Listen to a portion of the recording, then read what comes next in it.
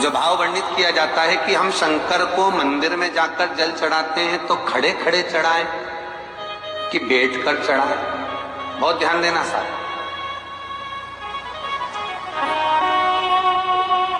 शंकर में मंदिर में जाकर हम भगवान शंकर को जल चढ़ाएं तो खड़े होकर चढ़ाएं कि बैठ कर चढ़ाएं।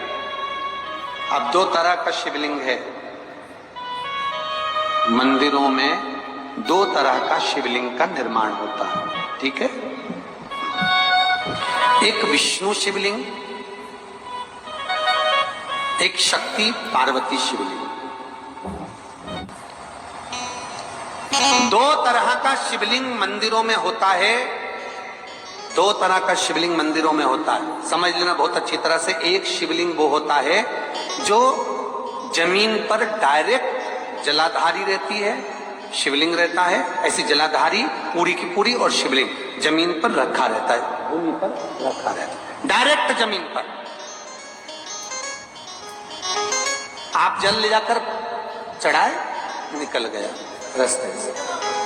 एक शिवलिंग जो जमीन पर डायरेक्ट शंकर भगवान की जलाधारी और शिवलिंग रखा रहता है, वो शक्ति शिवलिंग कहलाता है। माता पार्वती का हस्त कमल उस शिवलिंग के सम्मुख, और दूसरा शिवलिंग एक डमरू जैसा होता है। अब वो हम उसको कैसे वर्णन, एक डमरू शिवलिंग होता है, ऐसा उसका स्टैंड होता है, ऐसा स्टैंड होता है, नीचे शिवलिंग रखने की जगह होती, फिर ऐसा होता है, फिर उसके ऊपर इस तरह शिवलिंग रखा होता है। एक दर्शन करें आप लोगों ने। अब फिर इसके ऊपर शंकर भगवान का शिवलिंग रखा होता है, ठीक है। इस तरह का जो शिवलिंग होता है, एक डायरेक्ट नीचे रखा हुआ शिवलिंग, और एक भगवान जो नीचे डमरू जैसी आकृति होती है, इस पे जो डमरू जैसा जो भाग बना होता है, ये भगवान विष्णु का हस्तकमल है, और ऊपर का जो भाग है वो भगवान ब्रह्मा का हस्तकमल है। इसको विष्णु शिवलिंग कहते हैं।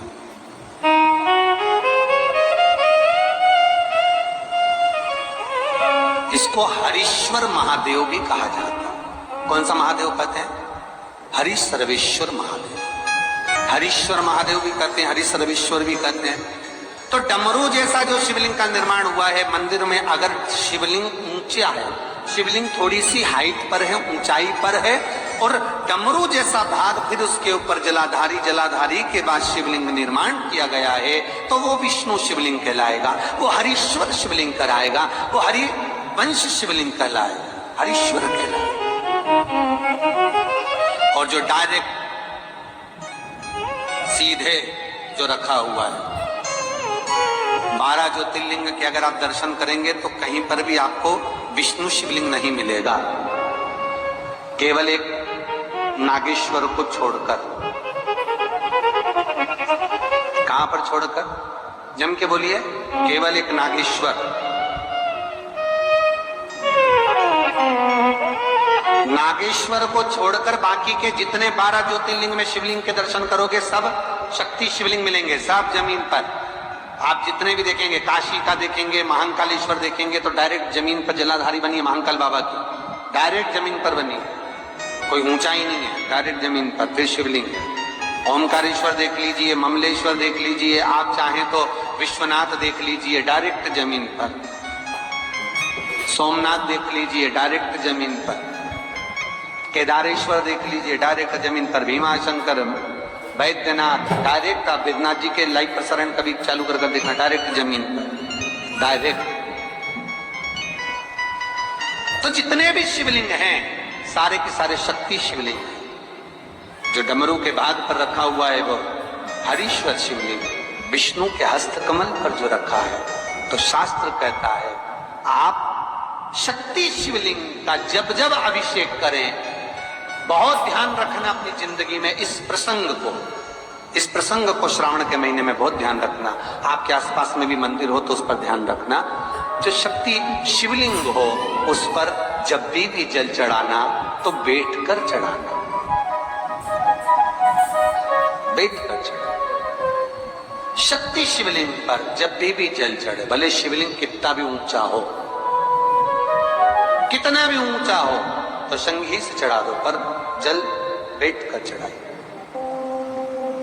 भले शिवलिंग ऊपर है, पूरा तरह से हाथ नहीं पहुंचा, जैसे सोमनाथ जी में शिवलिंग कितना बड़ा है, महाकालेश्वर का शिवलिंग कितना बड़ा, तो उसको तो बैठकर स्नान नहीं करा सकते। भले शिवलिंग कितना भी ऊंचा हो, पर अगर भूमि टच है, शिवलिंग अगर भूमि टच है, शक्ति शिवलिंग है, तो भले आधा शिवलिंग नहाए, आधे पर पानी जाए, पर बैठकर ही स्नान कराया जाता है। और महाराज यदि हरीश्वर शिवलिंग है, अर्थात भगवान विष्णु के हस्त कमल पर, ब्रह्मा के हस्त कमल पर यदि शिवलिंग है, तो वो शिवलिंग का जब भी स्नान कराएंगे, अभिषेक कराएंगे, पूजन कराएंगे, तो खड़े होकर ही करना है। और खड़े होने का भी तरीका होता है, दोनों चरण बराबर में रखकर कभी भी शंकर भगवान के शिवलिंग का स्नान नहीं कराया जाता। महाराज दोनों चरण बराबर रखकर, अगर हरीश्वर शिवलिंग है, किसी मंदिर में शंकर को जल चढ़ाने के लिए आप गए हो और शंकर को जल चढ़ा रहे हो, तो हरीश्वर अगर शिवलिंग है तो दोनों पांव बराबर रखकर नहीं, एक सीधा चरण थोड़ा सा आगे रखिए और उल्टा चरण थोड़ा सा पीछे रखकर भगवान शंकर का जलाभिषेक करने पर लक्ष्मी जैसे अपने चरण रहते हैं, भगवान शंकर उसी तरह से लक्ष्मी को दौड़ाते हुए अपने घर में प्रवेश करा। लक्ष्मी भागती हुई, अगर जो पुष्टि मार्ग से जुड़े होंगे, जो भगवान ठाकुर जी की सेवा करते हैं, पुष्टि मार्ग से जुड़े हों, श्रीमद वल्लभाचार्य जी से, वल्लभ कुल बालकों से जिनका ब्रह्म संबंध हुआ है, ऐसे अगर जीव है, वैष्णव जीव है, तो वो दर्शन करते होंगे ठाकुर जी, यमुना जी और महाप्रभु जी का। तो कैसा दर्शन करेंगे? श्रीनाथ जी का दर्शन करेंगे तो दोनों पांव श्री जी बाबा के, मेरे ठाकुर जी के बराबर पर है, नाथ द्वारा वाले श्री जी बाबा के, गोवर्धन नाथ जी के दोनों पांव चरण बराबर। श्रीमद वल्लभाचार्य जी का दर्शन करेंगे तो दोनों चरण बराबर के फोटो में मिलेंगे। पर यमुना जी का अगर आप दर्शन करेंगे, पटरानी यमुना जी का जब दर्शन करेंगे, तो यमुना जी का चित्र का दर्शन करेंगे, तो यमुना हमेशा एक पांव यमुना जी का आगे मिलता है। क्यों? जो वैष्णव ठाकुर का दर्शन करे, श्रीमद वल्लभाचार्य जी के अनुसार भगवत चर्चा करे, उसके यहाँ यमुना भक्ति निरंतर प्रवेश करती जाए, इसलिए भागता हुआ चरण, दौड़ता,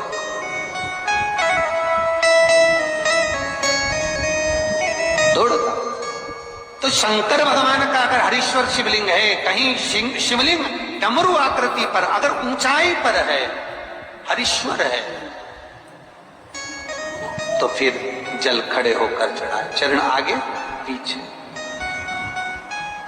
बहुत ध्यान देना महाराज, हरीश्वर शिवलिंग का वर्णन। महाराज बहुत सुंदर बात कही है, बहुत ध्यान से सुनिएगा। शक्ति शिवलिंग के ऊपर जो जलाधारी लगती है, शक्ति शिवलिंग के ऊपर जो जलाधारी लगती है, वो 5 मिनट, 10 मिनट, आधा घंटा रखकर 24 घंटे के लिए हटा सकते हो।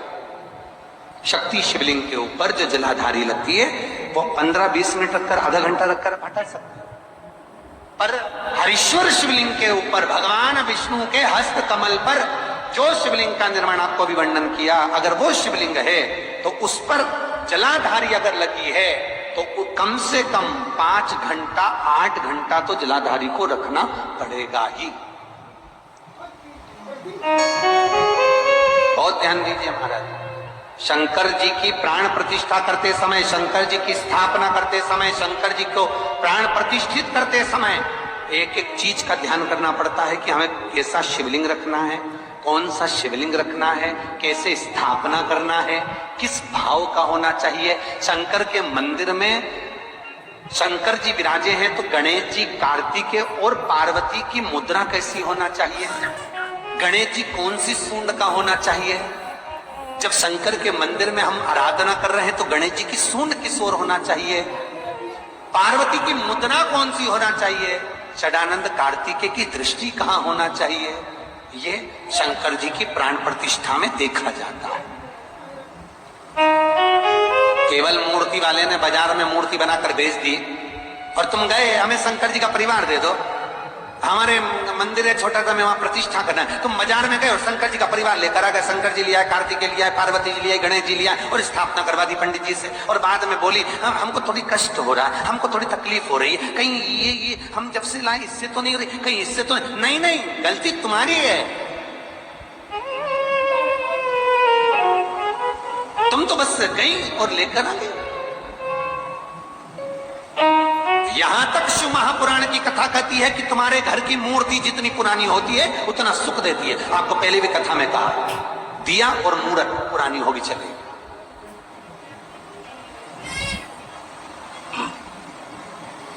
पुरानी एक फैशन चल गया, छोटे से ठाकुर जी नहीं रखूं, बड़े वाले लाऊंगी लड्डू गोपाल, सेवा अच्छे से हो जाएगी। और जो सास के हाथ के वो अब उनको नहीं पूछे तो दुख नहीं होगा, दुख तो होगा। महाराज घर में जेठानी के आने के बाद देवरानी आती है और सास देवरानी से बहुत लाड लड़ाती है। छोटी बहू है, ले साड़ी पहन ले, ये ले रकम ले, ये ले हैं। सास जब छोटी को बहुत कुछ करती है तो जेठानी का जीवड़ा जलता कि नहीं जलता? बोला तो सही, थोड़ा बहुत तो लगे, बता हमको तो कभी नहीं करा, हमको तो ऐसा करे ही नहीं, हमको तो ऐसा करे ही नहीं। उसी तरह आप नए भगवान लेकर आ गए, नई ठाकुर जी लेकर आ गए और छोटे ठाकुर जी पहले के हैं।